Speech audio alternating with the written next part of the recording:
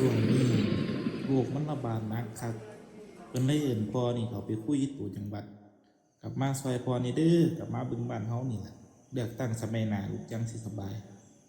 พ่อมีศีลมีสายฝากให้เฮ็ดงานได้อยู่